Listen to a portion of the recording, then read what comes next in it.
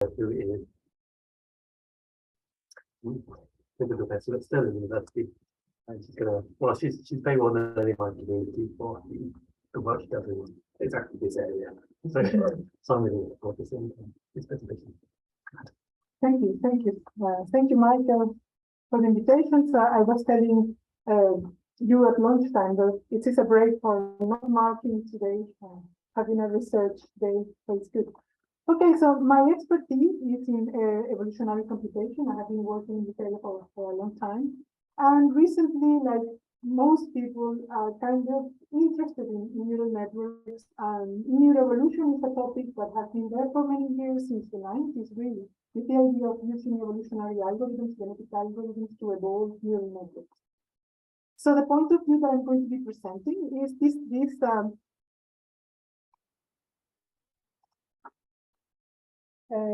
so these applications of the area I have been working on, landscape analysis and understanding search, apply to neuroevolution and neural architecture search.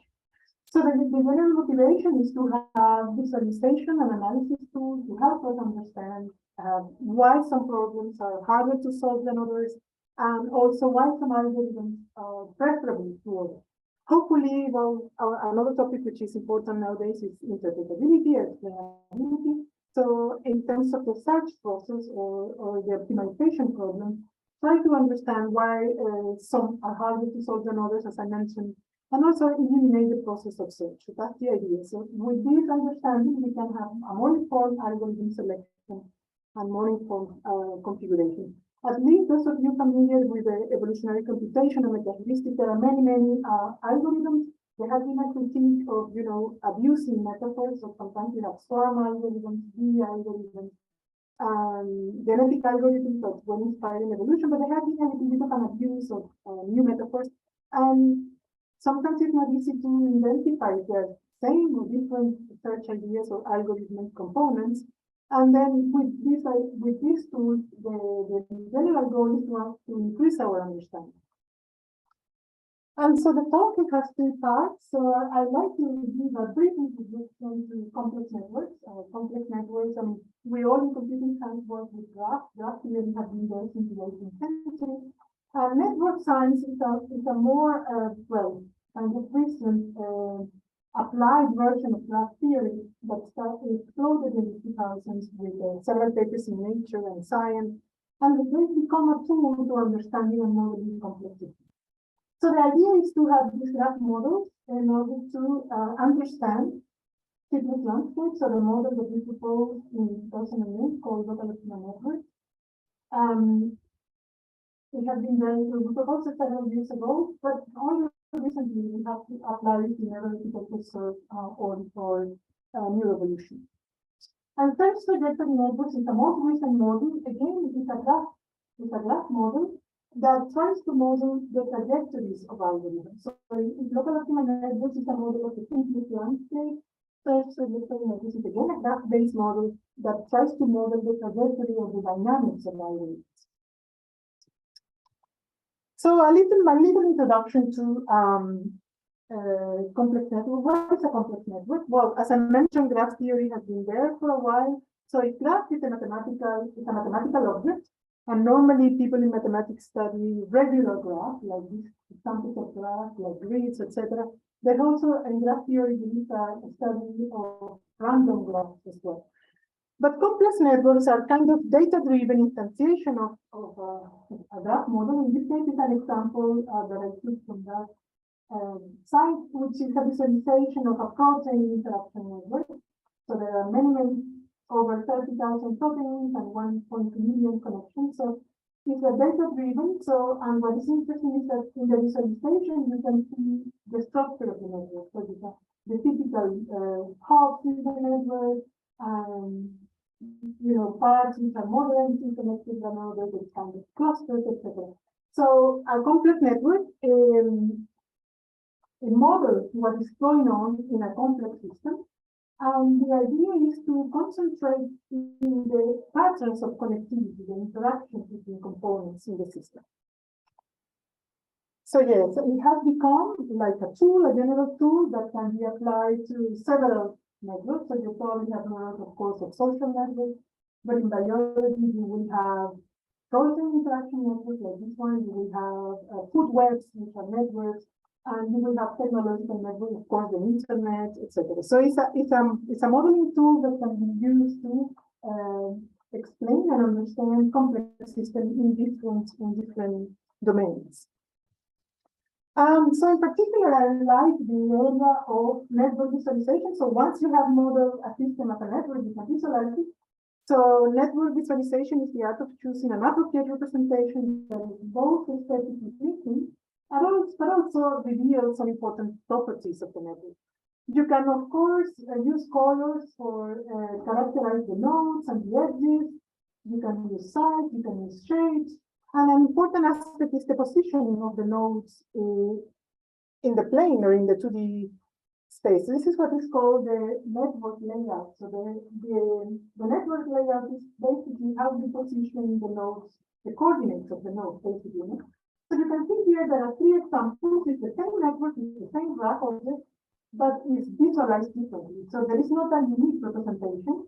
The graph object is the same because it has the same pattern of connectivity, but you can visualize it in different ways, and you can see that some of the layouts are more appropriate to understand the structure of the network.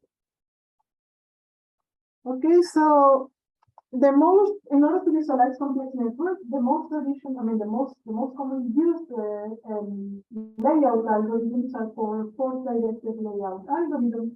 And they are called like that because they are inspired in a physical metaphor. So the nodes in the networks are modeled as particles that have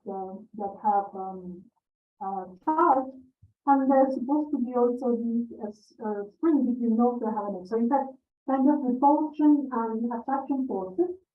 But the idea of this, you can see here three examples. Normally the algorithms are named by the author who proposed them.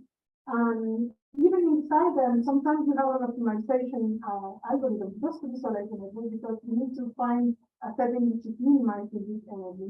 And you try to minimize the crossing, or you try to have the length of edges that are approximately the same, etc. So the art of visualizing a network is in itself an area of research, if you like. Of course, in my work, I have been using existing implementation of these algorithms.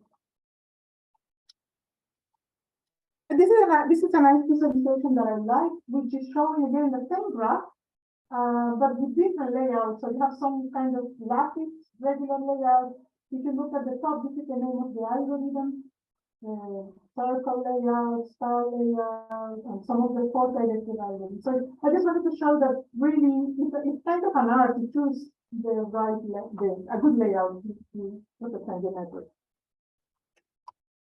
Okay, so apart from visualization, once you have modeled a system as a network, you can compute a lot of metrics. And in computing science and applied computing science, statistics, and we want to measure objects. So if we have a graph object, we can, in fact, three categories of different types of metrics. We can compute distance metrics like the diameter of the network, the average shortest time between two nodes.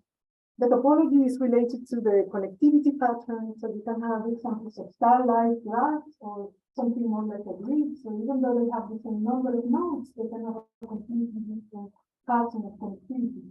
So there are several metrics to capture the degree distribution, the mean degree of associativity, etc. And the other important set of metrics is related to cohesion or groups within the network. So there are metrics there are some nodes which are more densely connected than others. You can talk about community structure in network community structure, it's basically clustering, if you like, and clustering position. So this is, there are many metrics. I'm just here showing some kind of categories of metrics. All right, so this, now I'm going to introduce the first model called local optimal networks. So I am assuming an audience which is familiar with genetic algorithms and optimization, but also in neural networks, the notion of a local optima, which is something that is trapped in your search problem. You don't want to get trapped in a local optima, you want to find the global optima. So the idea is the following, and before talking about local optimal networks, a brief introduction to fitness landscapes. Fitness landscapes is a concept that started also many, many years ago. I think it was 1930. It was proposed by a biologist to study the theory of evolution, of natural evolution, but it has been taken as evolutionary computation. But it's also an idea that has been applied in physics, in chemistry, in theoretical computation of chemistry, and also in machine learning. You have probably heard of the lost landscape. So it's a kind of unifying metaphor. So this is a visualization of many, many years ago visualized, because it's visualizing the landscape of an evolutionary robotics neural network. Of course, in the traditional way, we can only visualize the 2D slide. So this is visualizing two ways of the network. And you can, and then the y-axis is the fitness in this case. And you can see that, you know, you have a complex structure, you have plateaus, you have regions, etc. So for many fitness landscapes and mathematical objects, you have triplet, you have a search state, which is the candidate solutions in your search problem. You can imagine it in a small neural network with 9 weights, for example, a version of 9 weights. In combinatorial optimization is bit streams or permutation. And then you have the notion of a neighborhood structure, which is it gives a notion of closeness between solutions. So normally we talk about in our field about equation operators or search operators like bit streams or sparse computation. So that defines an neighborhood structure in the sense that says that some solutions are close because the distance between them, you can reach one to another applying one mutation, for example. And the third component is the fitness that represents the height, right? So you can have a landscape that is smooth, you can have a rugged landscape, you can have features such as plateaus, etc. So many methods also have been proposed to capture statistically the characteristics of landscape. You have multimodal landscapes, you have many local optima, they can be rugged, they're smooth. You have neutrality or plateau, you have deception, so many metrics also have been proposed. Okay, so another concept which is maybe not super well known is the notion of funnels. And a funnel is a notion that really comes from the energy landscape of molecules. So, and this visualization here is showing what is a funnel. A funnel is an idea of having a global structure to the landscape. So we can have a unimodal landscape which is smooth and have a single global optimum, which we are minimizing. Or we can have a random multimodal landscape that has many peaks. So it's going to be hard to find the global optimum. But we can have what is called a funnel structure, which is you have many peaks, but they are not randomly distributed. They tend to be clustered. And the idea is that it's a coarse-grained basin of attraction towards the minimum. So even though you have many minima, they are not completely random, and you can state them, and there is some coarse-grained gradient towards the global optimum. This notion is also called the Big Valley in combinatorial optimization. Those of you familiar with the traveling salesman problem, this idea that if you plot distance to the global optimum and cost, there is a positive correlation. So meaning that the closer you are to the global optimum in distance, also the fitness is better. It's not a perfect correlation, as you can see, but there is this idea that there is a structure, it's a global structure to the landscape. You can visualize it easily. Okay, so this is what is a funnel. So I bring the idea of the funnel because I think one of the contributions of local optimal networks has been to help to characterize funnels in landscapes. Okay, so I'm going to introduce local optimal networks. As I mentioned, we proposed it in 2008 in a GECO paper, but really the idea came from the study of energy landscapes of theoretical computation and chemistry. So the idea is to model the landscape as a graph where the nodes are local optima according to a local search of each one heuristic, and then just represent possible transition between optima. So I'm here in this cartoon version, which is, I think we can see. So basically, the notion of basis of attraction is represented here. So a basis of attraction is just a set of solutions that if you run these lines from them, you will end up in the same local optima. So here we are showing two bases of attraction. Anytime if you run a planning heuristic, you will end up there. If you run a planning heuristic, you will end up here. So we have two, the local optima, this happens to be the global optima. So this will be the nodes of the network, and the edges will represent adjacency of the basis of attraction. The original definition of local optima network was based on this idea of there is an edge between two local optima if the basis of attraction interact, meaning there is one neighbor in this basin, there is a solution in this basin that have a neighbor that goes to another basin. So that was our initial definition.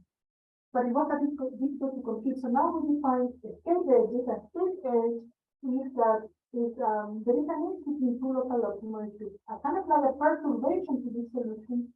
And then if you run this training, you end up in the other optima. But basically, it's a notion of adjacency of the basis of attraction. I have this cartoon version here, so that this will represent the peaks of the landscape will represent the nodes, and the edges will be adjacency between the bases of attraction. So a complete landscape becomes a graph object, where you can see the landscape is like a compression of the landscape, in which we are keeping these features, the local optima and the transition between them. Okay, so talking about funnels, I think one of the contributions of local optima networks is that allow us, because funnels is a bit of a costly notion, and here with local optima networks we can characterize them in the following way. So this is an example where we have two funnels. We have a main funnel, the global funnel, and a secondary funnel there. So in this again cartoon version, we can color the nodes, which are the peaks, according to membership to the local funnel, or the suboptimal funnel in blue and light blue. And then we have the global funnel here in pink and red. And we have this notion of monotonic edge. So the transition, the reason there is no connection between these two is at least with a given perturbation operator, it's impossible to scale. So this becomes like a funnel. Or we call it a funnel or a suboptimal funnel. So if we have this adjacency based on this perturbation operator, we can see that the local optima becomes, you cannot see the edges because they have a bit fine, but when you have this group of local optima, which the monotonic sequences, you have the same number of sequences ending up in this global optima, but you have a secondary funnel here. So if you happen to start your search from a solution in this part of the search space, you will end up being trapped here. At least with this perturbation operator, you cannot scale, right? So that's a way of characterizing funnel. So we say that a funnel is the aggregation of monotonic sequences that end in a particular sink. And the notion of sink comes from terminology means you have source and sink and sink. It's just a node without ongoing edges. Okay, so now we apply local optima networks to the problem statement problem, which is a well-known, at least people in computing science have heard of this problem. Is an NP-hard optimization problem.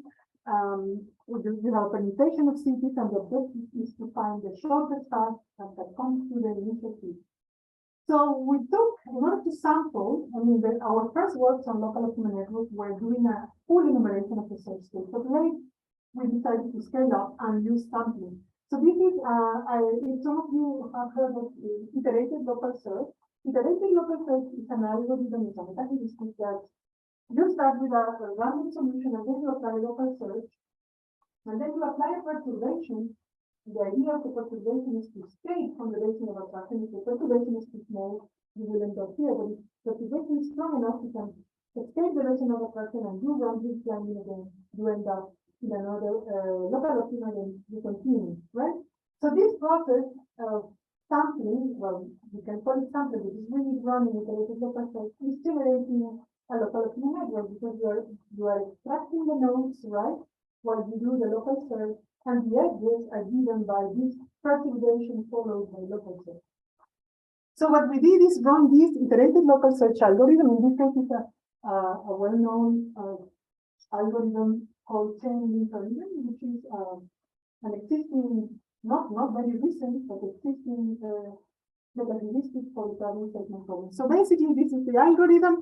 I will not go into it, but basically what I'm saying is that we keep a set of the nodes and the edges. So we record in this set, every time you find a new local optima, you add it to the set of nodes. And every time you find an edge, which is perturbation followed by local search, and you have a set of edges. So we run this many times, and then with that we construct a network object. I like this animation because it shows it's running and it's showing running iterated local search. So each node is a local optima, and each edge is a transition perturbation followed by local search. So you can see that we are affecting only improvement. So when you see this flowering kind of structure, it's because you are trying to scale a local optima. So you're doing attempts, you're applying perturbation, but then the local optima is not better than the form-based solution. So then that you have, as soon as you progress the search process, it becomes harder and harder to find an improving local optima. So that's why you have this kind of flowers. So when I was visualizing, I was finding this kind of structure, which looks like a virus or something, but it's basically, I can explain in this way. We start an easy to find solution with improving fitness, but then it becomes harder. And of course, when you reach the global optimum, you try to scale them in time, right? So the idea is this is a single run. So the idea is we combine many runs. So this is a paper that we published in 2018 on the Trajectories problem. So I think we did 1,000 runs and 10,000 iterations without an improvement. So what is interesting in this visualization is that there are 3 instances, roughly of the same size in terms of the number of species. But this is one type of instance called clustering, easier to solve, and this is a harder instance to solve, even though it has the same size. And we characterize using local optima networks. So in this case, we have a single funnel represented by red, and in this case, we have several suboptimal funnels. We will see this in the next slide. And this is the fitting instances. Fitting instance would happen to have 2 funnels, right? So the uniform uniform CSP have many funnels, in this case 4, but can be more. And the 2 with the structures can have less funnels, but the cluster CSP is a single one. So if we visualize it in 3D, you can see here, and now fitness is set coordinates. So it's a single funnel, it's not very pretty, because it's based on sampling. But the size of the node is proportional. Remember, this is based on sampling, so from 1,000 runs, all of them reach the global optimum, but sometimes it took a while, and the size of the node is proportional to how many times it was visited during the sampling process.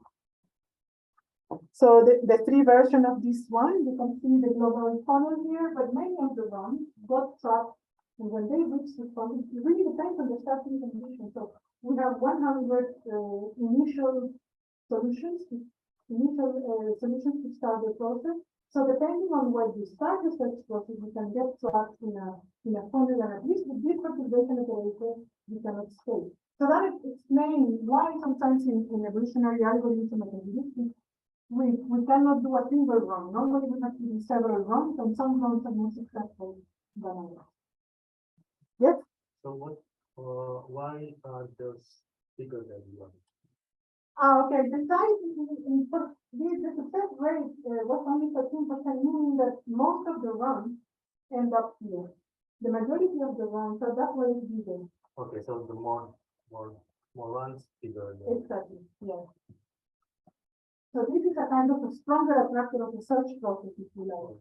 But doesn't necessarily mean that the bigger is the optimum. No, the optimum is in this case, of course, even though these are relatively large instances, we know what the global optimum is. So this is the global optimum in red. I tell you in red. So in a difficult instance, you will expect that it's harder to find the global optimum. This is what we observe in the easy. All the runs reach the global optimum. And in this case, it's kind of, I think it's 40% success rate. most of the runtime there is more or less 50-50, but half of the run got out into the human tunnel.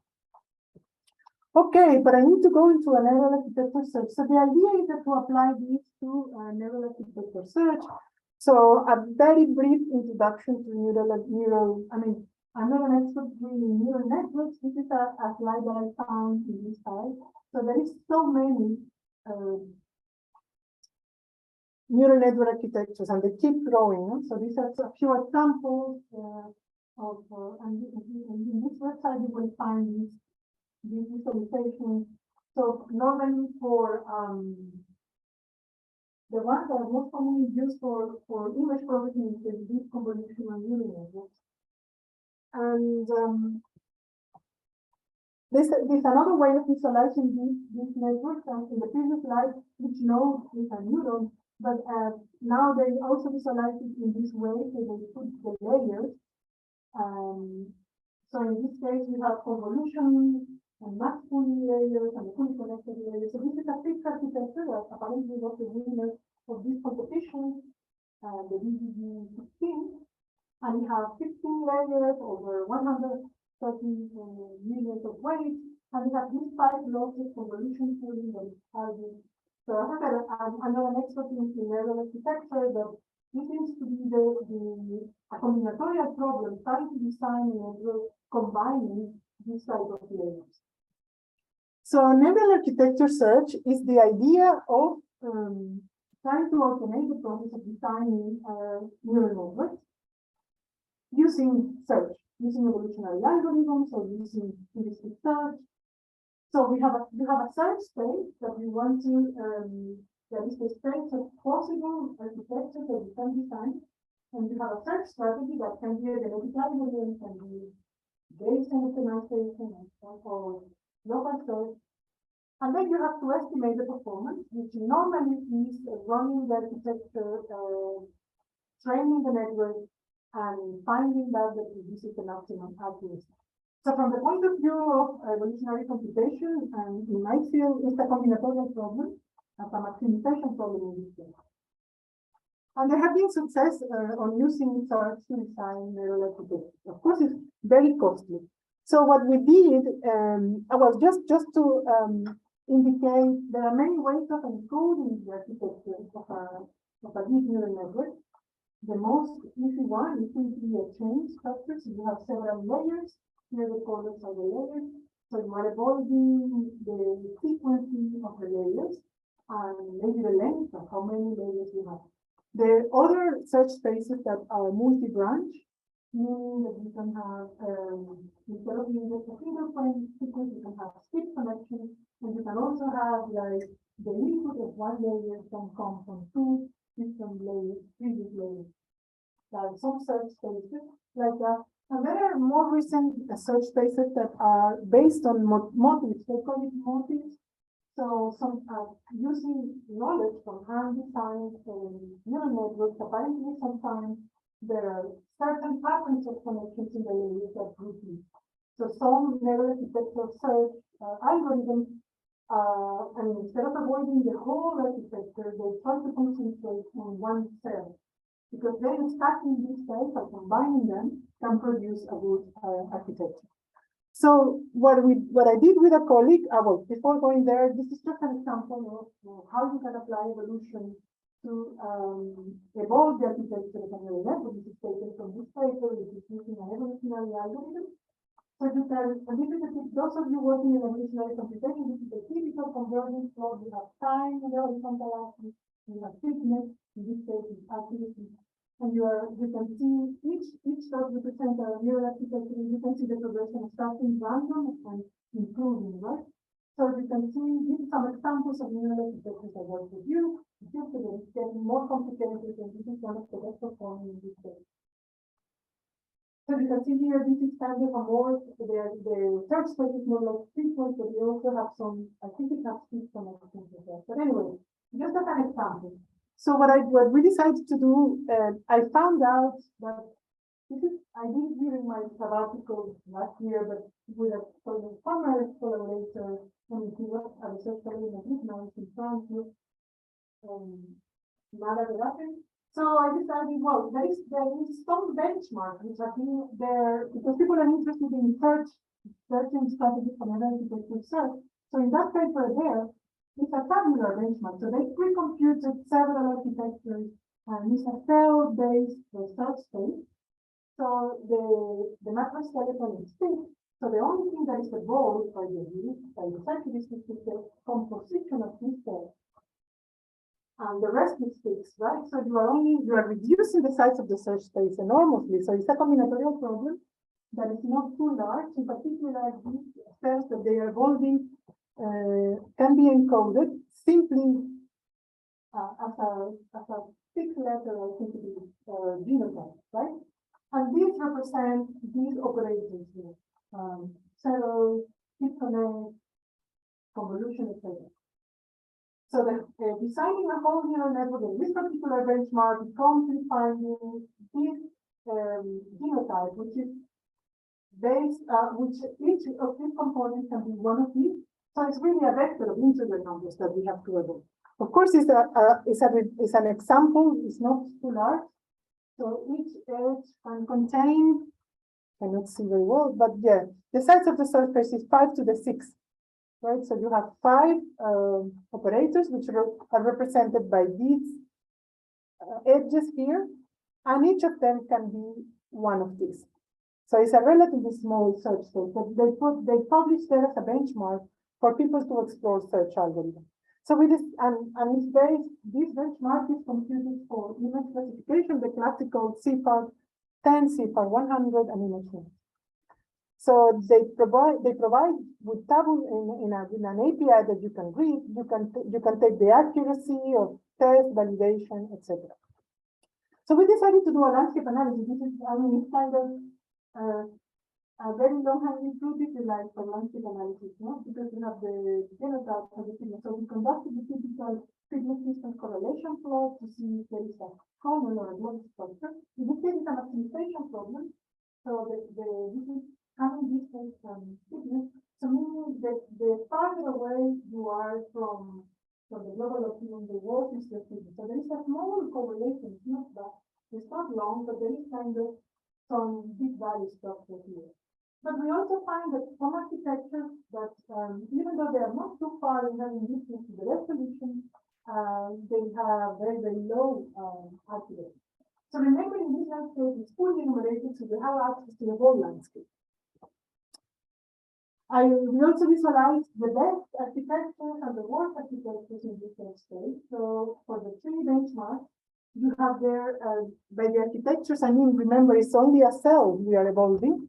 So here we have the best architectures, the best 1% in the whole search space, just to have an understanding of how they were composed. So you can see that in the top architectures, the majority of operators seems to be the orange one, which is D, or green, right? Whereas the worst architecture seems to have majority of blue, which happens to be the zero operator. And finally, we also extracted the local optimal networks, and in this for the three benchmarks, CIFAR 10, CIFAR 100, and also there were you know, it's a noisy problem. So you have in this API you have 3 seats that the neural was playing with 3 seats, so you can compute the average. So what you see here is the local optimum. All of them have a single funnel, and if you average, if you use the average of the 3 seats, there is less local optimum. You can see that there are more local optimums there. But you can also see in general the landscapes are not very difficult to search. So one step, most of the time, those 3 steps, you can reach the global optimum. So it looks simpler than the traveling salesman problem. Of course, it's a smaller landscape as we saw. But anyway, that inspired us to develop iterative local search algorithms, which are this simple, combining perturbation with local search. We implemented 2 strategies: order ILS and shuffle ILS, and we compared it to the state of the art, which was with random search, generalized evolution, and reinforcement learning. And we found that, I mean, the performance is very similar, but we can see that our iterative local search, which is conceptually simpler, was able to find good results for this benchmark. Okay. So insights from long this for this benchmark. So we found that the landscapes are rugged, are multimodal, they have several local optimas, but at least in this simplified cell-based benchmark, there are a low number of local optima, which is not difficult to scale. And so we decided to implement a simpler algorithm, the integrated local search, and we found that it's able to outperform some of the state-of-the-art algorithms in NAS. I also find it curious that the evolutionary algorithm that has been implemented for NAS is not using crossover. I'm always interested in the usefulness of crossover in evolutionary computation, because sometimes if you don't have a good crossover, it may hinder your search process rather than help it. Okay, so the next model I want to present is called search trajectory networks. And search trajectory networks is an idea of generalizing longs in algorithms which naturally don't have local search components. So the traditional, I mentioned before, the traditional plot, convergence plot in evolutionary algorithms is like that. We have generation, and if we want to compare the dynamics of the dynamic and what happened during the search process, this is a typical plot. But one limitation of this plot is that it's only showing what is happening in the fitness phase. It's not showing what is happening in the solution phase, right? So search trajectory networks are a graph-based model that try to bring the search space into the picture. So it's a graph-based model. So what we have is each node is a representative solution. So the nodes will be, we call a representative solution a solution that represents the state of the search process. It can be the best solution if you have a single point methodology, or it can be the best of the population. And then we call it a subset of solution, and we'll explain why. So basically, it's a graph model where you trace the iterative process of the search. So you start with a start solution, and then the representative solution of the second iteration, and then you connect them by consecutive locations. So you start, and then you trace the process, and you have a node for each new location, right? So that's the general idea. I'll try to illustrate it here for a continuous problem. So this is in continuous optimization. This is one of the classical benchmark functions called Sheffield. It's a multimodal function. We can only visualize it in 2D here, but in this case, we have the global optimum here. So the idea is to run these trajectories and keep track of the solutions found. So in this model here, we are tracing the trajectories of two algorithms. There are 3 runs. So we have differential evolution and we have particle swarm optimization. Sorry, we have DE and iterative local search. So if you try to visualize it here in this contour plot, it's a bit complicated, right? So, but we have some runs starting and getting trapped in some intermediate solutions. So we are merging 2 algorithms in 2 colors here. So the trajectory network is showing what is happening in the search process. In this case, 3 runs. So that's the idea, is to build a network. So here I try to map in the contour in the in the 3D space in the 2 I think that's functions with 2 dimensions. But of course, when it becomes a graph, it becomes an abstract object. Now it's visualized with force-directed algorithms. I mentioned this idea that we need location. So imagine an example, our algorithm is optimizing a problem with 3 real numbers. This is our search space. Dimensions of vector of real number of search space. So this is a solution, but we want to do some rounding in order to have a partition of the search space. So we apply a rounding, so precision 0.1, right? And then we convert it into an integer. So basically what we are doing is, because the search space is too large, we are kind of partitioning it into hypercubes. And then, well, just to be, because we need a signature for each node, we multiply it, we convert it into an integer, and then we concatenate them, and that represents the signature of a solution. So this represents our nodes. So this is an example of our first work with this. This is a search trajectory network for the quadratic, which is a unimodal function. We are comparing the trajectories of 2 algorithms So we have the starting position here in yellow, and the trajectory. In this case, all the trajectories reach the global optimum because it's a normal function, so kind of easy. So all the trajectories, even though it's interesting, they go through different areas of the search space, the same one, because we initialize in different initial solutions, but they all reach the global optimum. But when you have a more complex problem like this one, Michaelis function, you will see, you start to see differences in the two algorithms. You will see that the TSO algorithm struggles to find the global optimum. Some runs reach there, but then some runs get trapped. So you can see that this dark node here. So location at the end of the search process that didn't reach the global optimum. So you can see here the big blue edge representing that the differential evolution algorithm was able to scale from this. This is a 5-dimensional Michaelis function. So if you look at the Michaelis function you will see that there are 6 plateaus. So the search trajectory networks are helping to kind of trace what is happening at the search state level. So there are some tractors to the search process, and we can see that some algorithms seem to be better at scaling, etc. So it's giving you a visualization of what is going on in the search process. And as I mentioned, as soon as you have a network, something model as a network, you can of course compute metrics such as path length, number of nodes, degree distribution, etc. Okay, so we are coming back to Neuroevolution. We applied search trajectory networks to Neuroevolution. Here is a brief introduction to Neuroevolution. Neuroevolution is the area of applying genetic algorithms to design neural networks.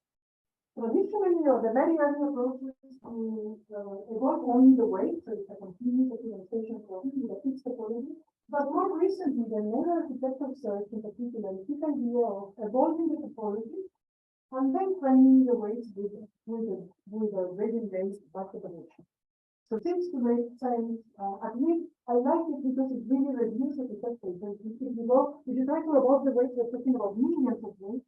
But you can see that in the evolution of the topology, sometimes it can be relatively small and it can be materially volume. There are also approaches that try to evolve both the weight and the topology, and even trying to evolve the hyperparameters, the lighting roles, etc.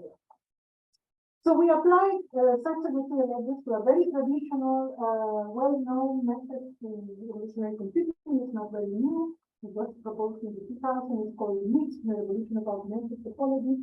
I think it was a system that I wouldn't say is very effective, but I think it inspired many researchers to go into neuroevolution because this idea you can evolve both the weight and the network. So we took this and applied search trajectory networks.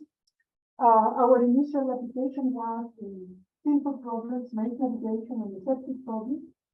And so the challenge for us was to how we represent a node in our search trajectory network. Because the genotype is complex, the genotype is all this stuff, right? So you have the weight and the structure of the network in the genotype. So what we decided to do, because in order to have IDs for our nodes, we need like a string. So basically we applied a serialization and mapping.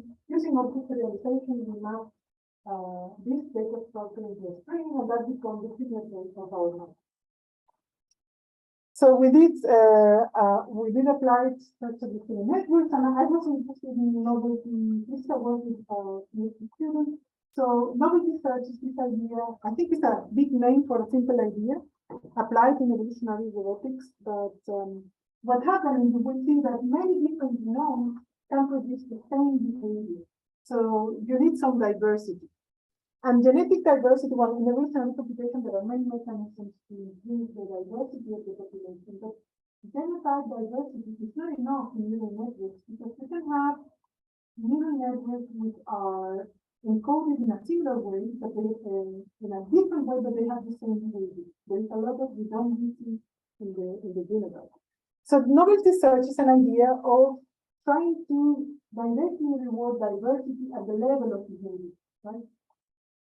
So we compare these two strategies. Novelty search and fitness-based search is a very simple maze navigation simulated environment of a virtual robot, and there were two mazes. relatively simple maze and a more hard maze because it has a perspective. So this is the goal, and this is the start point. Fitness is measured by Euclidean distance. It's very easy to get stuck in these parts rather than finding the way to solve the maze. So we implemented search trajectory networks and tried to apply these two strategies, fitness and modesty search. And this is what we found with the, first, comparing in the traditional way, generation, this is the medium maze and the hard maze.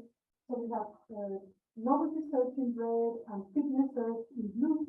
And as I said, I was interested in the role of crossover. Using crossover was interesting. And also the bright represents crossovers. You can see here that novelty search has better performance in both of the mazes. And this maze, you can see this left part, only novelty search is able to go below, above, so you see this point. And you can also see here that the node the combining components is a bit surprising for us, has better performance in general, even though the other one has to stop. So this is the standard performance, and then we produce the STNs. So this is the search trajectory network for the novelty search and fitness. It was a bit disappointing, at least for me, that even though we have 10 runs, I think it's 10 or 9 runs, all the runs go to different areas of the search space. So you can see that the red nodes there are a neural network which is solving the problem. So there are many ways to solve the problem. So there's a lot of neutrality here. I found it frustrating because I was hoping that it would be like the PFT, that even though if you go for the continuous benchmark function, even if you run from different areas to reach the goal. But of course, there are many ways of solving the problem. That there are many. But at least we can see here that novelty search have, in this case, yellow is the solution, so that there are more yellow and bigger nodes for novelty search. And for the hard maze, actually, you cannot be seen here, but there is no yellow node, so fitness search got trapped in the suboptimal funnel, in the suboptimal solution, and it was not able to find a neural network that solved the problem where novelty search is stable, but this has really kind of explorative diversity search. Okay, so well, this is just an example because, of course, we have the neural network solving the maze, but here I'm visualizing the best neural network found, which is just a strategy. So you can see that the fitness-based algorithms, of course, because the only measure is the hidden distance to the goal, they really get trapped here, and it's not able to scale whereas novelty search is able to find the solution. Okay, so as I mentioned, I was a bit frustrated about so many genotypes having the same fitness. So I proposed to my students, let's explore phenotype search trajectory networks, or search trajectory networks in the behavioral space. So the behavioral space here is just measured in terms of a behavior discovery. It finds a new position at the end of the navigation process, a new position in the maze that wasn't found before. So here we are joining in the same node solutions, not different genotypes, but solutions that have the same behavior. So of course, if we go back, this network, this STN here, each of the rounds was going into a different genotype. But if we are visualizing the behaviors, then we have some convergence. So even though we have several runs, they end up in the same genotype. This is for novelty search, and you can see that even though the global opinion is found, it's kind of very messy because it's really exploring the behavioral space. Okay, so I'm reaching the end of my presentation. So insight from STN needs. So at the moment we only studied a very basic version of needs that are now more complex with hyper needs and other more complex models for neuroevolution. In my view, genotype estimates will scale well to complex problems. So hopefully these kind of high behavior STNs can be helpful.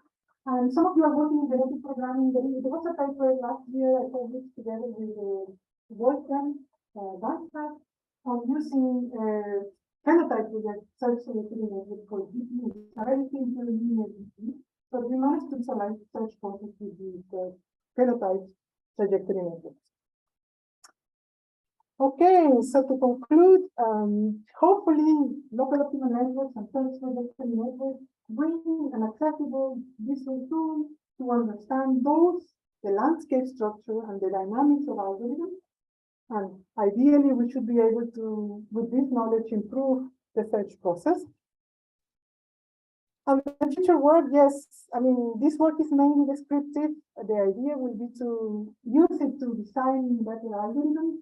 We have used some metrics in order to do automatic algorithm selection.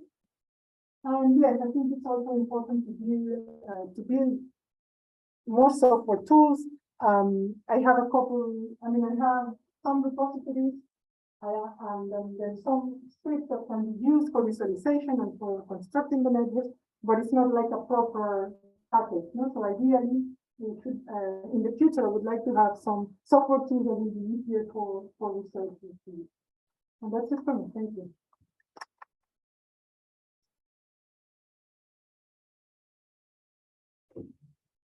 Thank you. Thank you. Does anybody have any questions? Well, there's not much we can say about online, perhaps. If not, Okay. I'll ask one here. So I think the city covered needs, because normally needs you have available lengths. Yes. So was that an issue? Yes, I think it was an issue, but because we need a signature for the nodes, so we solved it in this way using serialized with pickle. So basically, it's a structure that we just convert it into a flattened string. So yeah, the strings can be different lengths, but we have a unique signature. And the important thing is to have a unique signature for each architecture, and I think we managed to do it in this way. Okay. Because each node in the network should represent a single architecture. Yeah.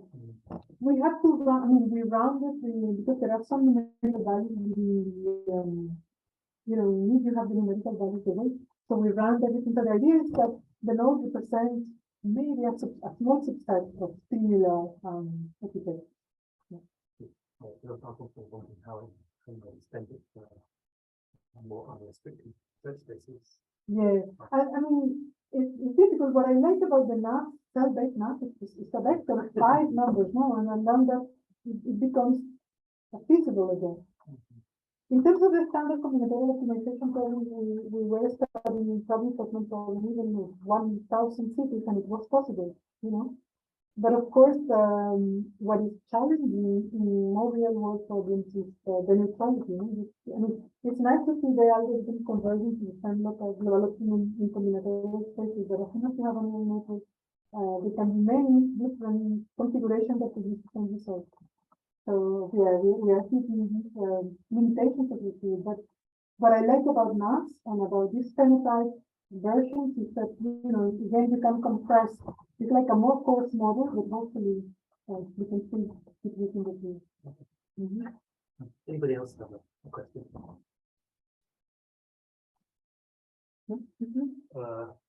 So you talked about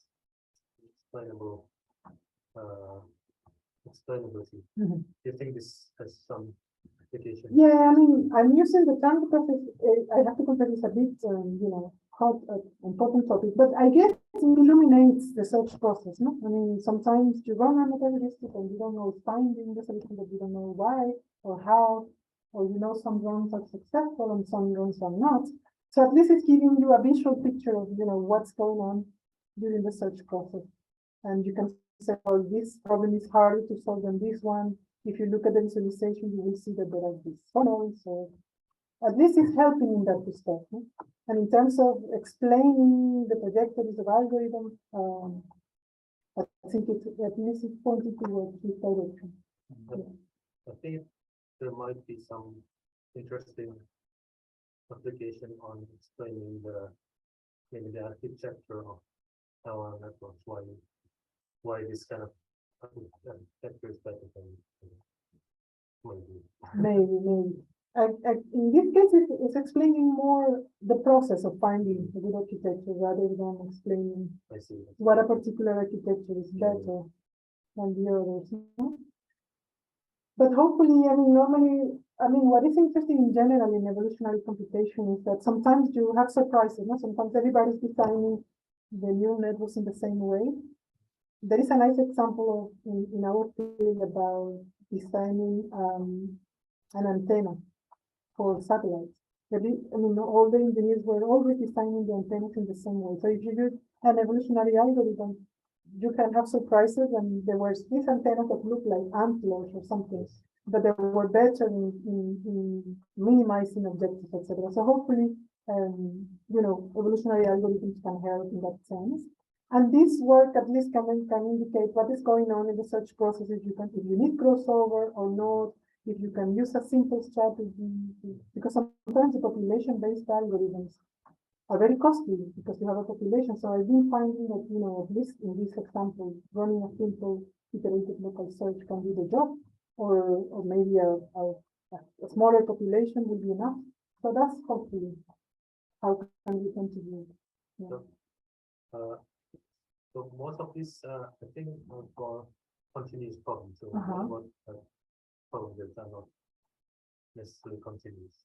No, the tablet segment problem is a discrete combinatorial problem, and the NAST I mentioned is a discrete problem. Okay. It's continuous but of course, we are only, as I mentioned, we are only evolving one part of the architecture, which is a cell, and it's a defined data structure, a defined source state. But of course, then you have to train the neural network using backpropagation, etc. But what I mentioned in this work is that because someone else did it, someone else created this benchmark. So for us, it was like a very easy to apply it to. So you did apply it to Neuroevolution and AS.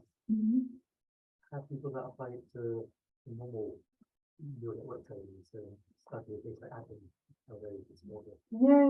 I think there are some work on exploring the loss landscape. Yeah, I haven't done it myself. I have seen other people doing it. My concern is the real neural network with millions of weights. Yeah, I saw a paper which I think for a small perceptron, with 9 weights or even 10 weights. Maybe you can do it, but I don't think it will scale to very large. I have with a student actually, a chemistry student from UCM actually, but in engineering, it's a seismic problem. Energy is based on accumulation, so we have a model that is a kind of inverse problem, history matching problem. But even with 10 or 20 real numbers, it's already become very difficult to sample. And you have this trajectory not really converging. So it's a problem. So that's why I think it can be applied to relatively small landscape. Or well, of course, maybe there is a way of scaling up that it requires more computational power and maybe some modeling innovations in modeling too. Okay. Does anybody else have any final questions?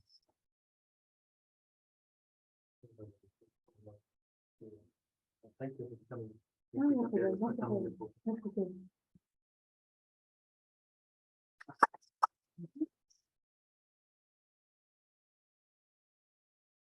All right, so shall we leave this meeting? Yes. Okay.